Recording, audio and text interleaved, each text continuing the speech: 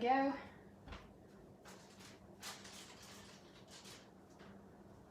Bear with me 1 second. I just got the macarons out of the oven.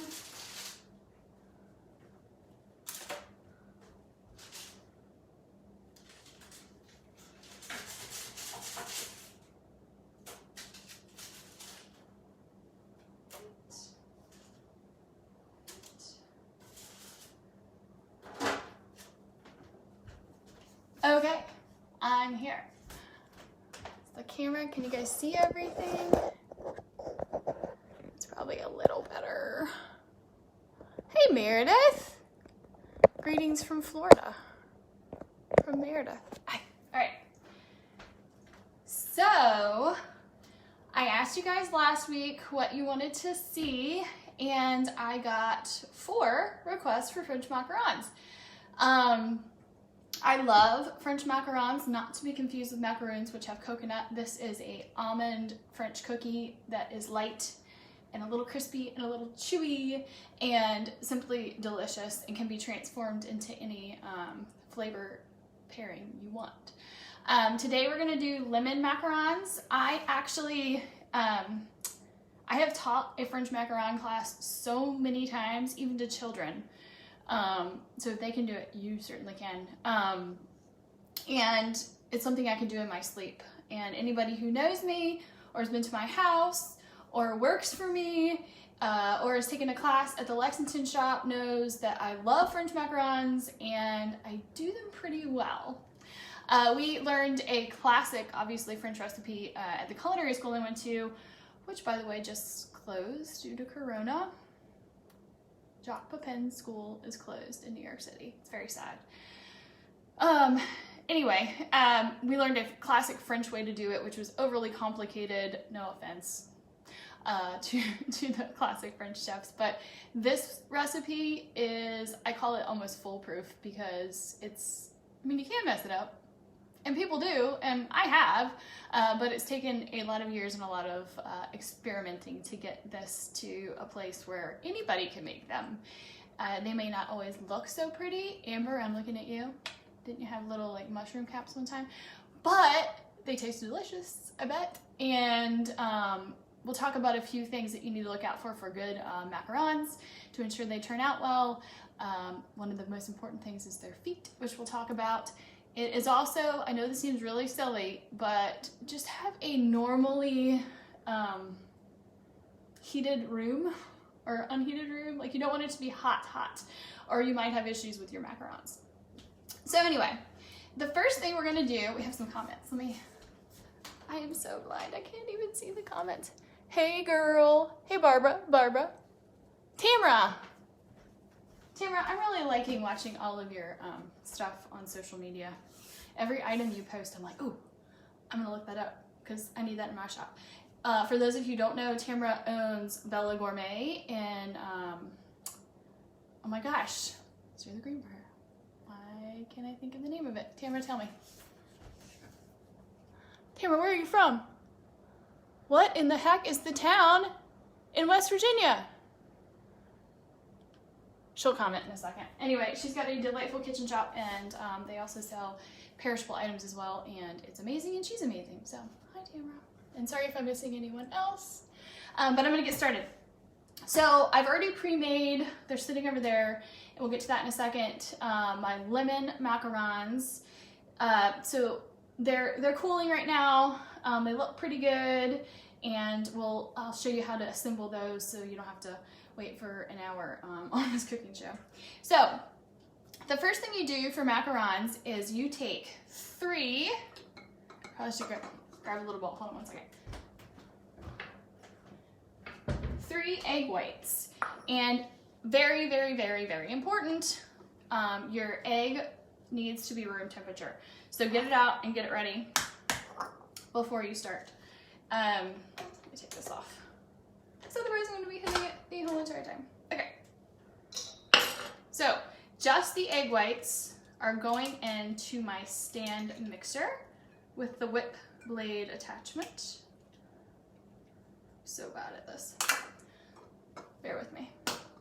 These are large eggs as well. They don't really look that large, but Apparently they are. Okay, separate your egg whites. We do have tools for this.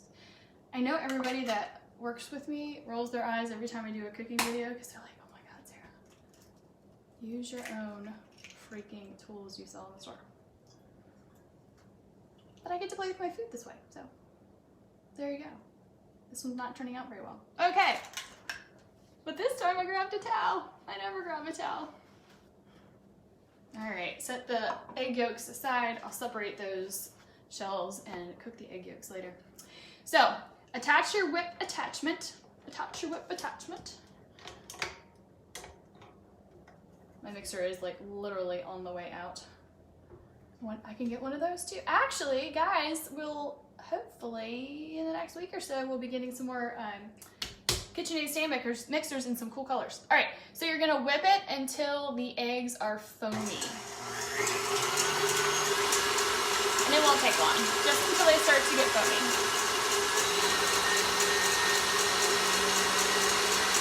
Just take like a minute or less.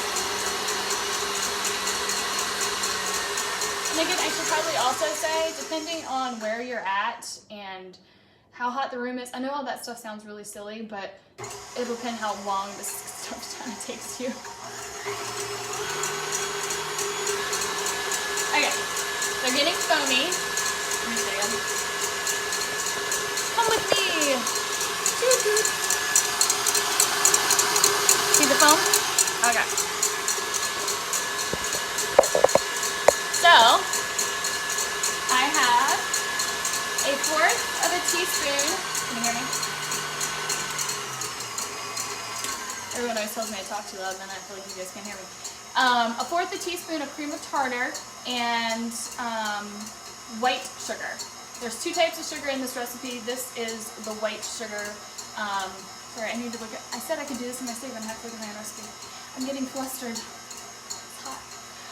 1/4 a cup of white sugar going in slowly. And this will take a little bit longer. What you're looking for is to have stiff, shiny peeps. And I'll show you what that looks like in a second. It'll get really glossy, and you'll have just these stiff peeps coming off your whip. Essentially, we're making like a meringue. Well, not like a meringue, but we're making a meringue. So that can actually take up to, you can probably take up, I think I said in the recipe 8 minutes. Mine appears to be going a little faster than that. Thank goodness for all of you who don't just sit there and watch me. See those in the comments. You're welcome, Tamara. Wait, where is Tamara from? Lewisburg. Oh my God. That's a cool town too. Sorry, y'all. Alright, it's getting there. It's getting really shiny and really pretty.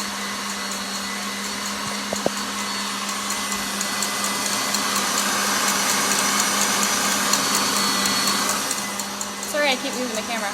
At least I have a pretty kitchen for you to look at. Okay. So I can just show you what it's doing, just so you know. It's not quite there, but as you can see, it's sticking to the whip. It's getting firm.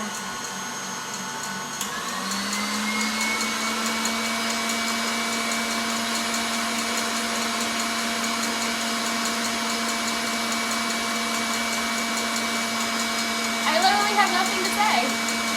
Hope everyone's day is going well.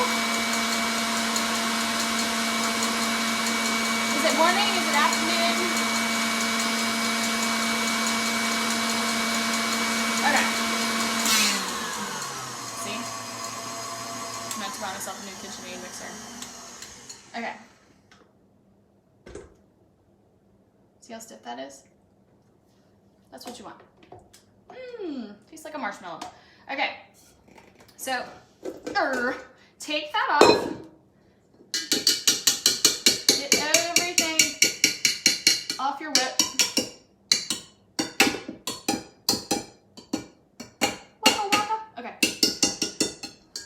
Alright. We'll set that as, oh, I want all of it. It's all too good to waste. Don't waste it.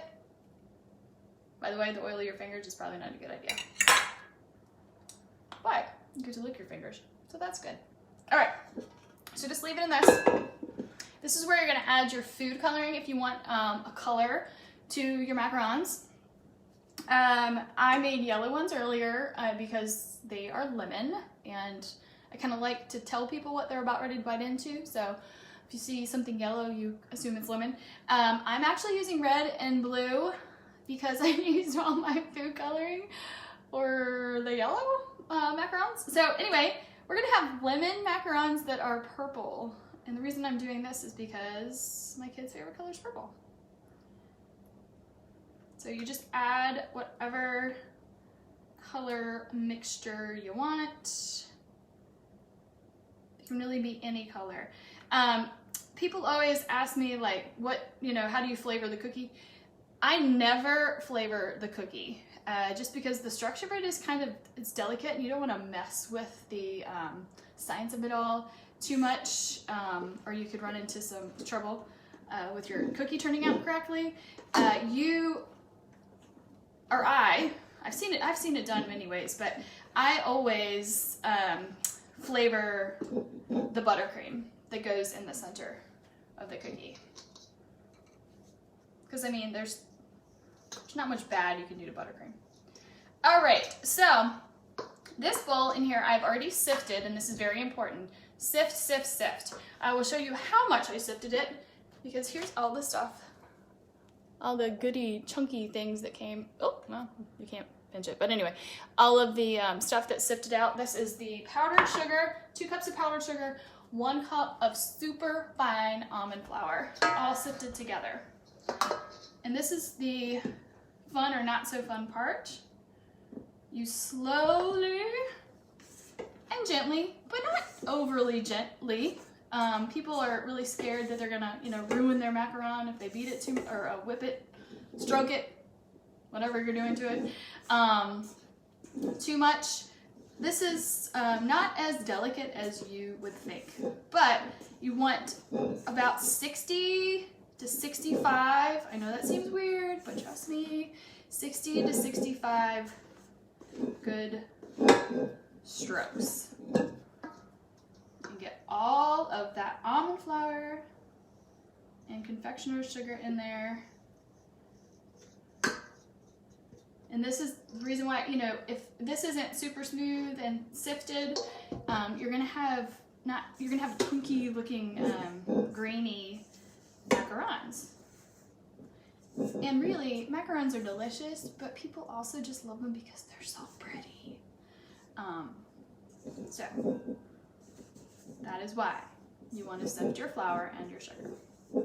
Is anybody counting? I'm not. I'm just gonna keep going. I'm gonna look at your comments as I keep going. Ryan was a labelman / attorney. He's doing good things in life. Hi, Ryan. Okay, so you just kind of scrape along the outside of the bowl and then turn over to the middle. We're not quite there yet. It's actually turned out a disgusting color. Natural food coloring sometimes does not work out as we had planned. It's kind of mauve. Oh well. It's gonna taste good. And we all know they don't ever leave the house because we will eat them all by tomorrow. Okay, there's that. That is your cookie. Now, no rolling your eyes, Barbara, and whoever else works with me. I don't have a pastry bag. I'll get my act together one day. I swear, I will. That's okay, because you can use a Ziploc baggie. However, I would not recommend it. It is not so easy, and pastry bags are amazing, and you should definitely buy one and use it. We have disposable ones, we have reusable ones, because this is not the best way to do it. But it works in a pinch. Close it up, get it everywhere, each some. Okay, There's my pastry bag. So grab your cookie sheet that I have lined with parchment paper. You can do it on a silk hat as well. Parchment works just as well. Words today. If you want to, you can flip your parchment paper over and draw little circles as well, so you can see like how big you want your macarons. And I should say, I said make them 1.5 inches because I kind of like them a little bit bigger. But honestly, you can make you can make it any size you want, especially if you're using a convection oven. Even if you're not, it'll still work. So I have my parchment paper. I have my pastry bag. When you use a pastry bag, make sure that you squeeze from the top. Don't smash it with the hand, so squeeze and turn at the top. And just use your other hand to guide. So I'm gonna make little rounds. They're about 1 inch apart or so. These shouldn't spread if you've done what you're supposed to do. They should rise up. And that's what I was talking about earlier with the feet. I'll show you one that came out of the oven in a second and you can see what I'm talking about. And you'll get better at this too as you do it more. They do make macaron kits. I don't think we have any in stock right now, but those are super popular as well and do make it easier. But when you're a pro like me, I mean, come on. Okay. Full of myself today, aren't I? I'm serious though. These cookies are so freaking good. Not joking. And they make about 24, so, well, depending on what size you make them, I guess. So about 12 cookies, because they're a sandwich, right? I won't make you watch me do this all day, but just so you can see what I'm doing. All right. I'll do more in a second. Okay, that one looks a little sad. Set this aside for a second. All right, so important step, very important step. Once you have them piped out, bang them 3 times. Get all the air out. Then you're gonna let them sit for about 20-25 minutes until basically you're drying them out a little bit, and that will help them rise up in the oven instead of going, which is very important because that's what you want. You want a smooth, pretty little top, and then a little like greeny looking layer on the bottom, which is called the feet, and that's how you know they like literally just rose up from their feet. Stand up, macarons. So when you put them in the oven, they should be a little tacky, but you shouldn't hit it with your finger and they come out with a big, with macaroon on the end of your finger. It shouldn't stick to you, but it should be tacky. So set your cookies aside. Then you're gonna put it in a 300-degree oven for about 20 minutes. I always, if you do have convection works awesome. You can put 2 cookie trays in there. Just make sure you put it at 275 instead of 300 and the air will circulate and it'll do really well. But it will still work in a normal conventional oven as well. So 20 minutes, I don't care if you think they're done. They're not done because they're gonna look done about 2 minutes after you put them in there because they'll look like they're baked on the top. If you don't cook them long enough, if you underbake them, when you take them off, I sound like I'm yelling at you. I'm very serious about these cookies, I'm sorry. When you take them off your cookie tray, once they're cold, then the inside will just stick to your parchment paper and then you'll have little hollow boats.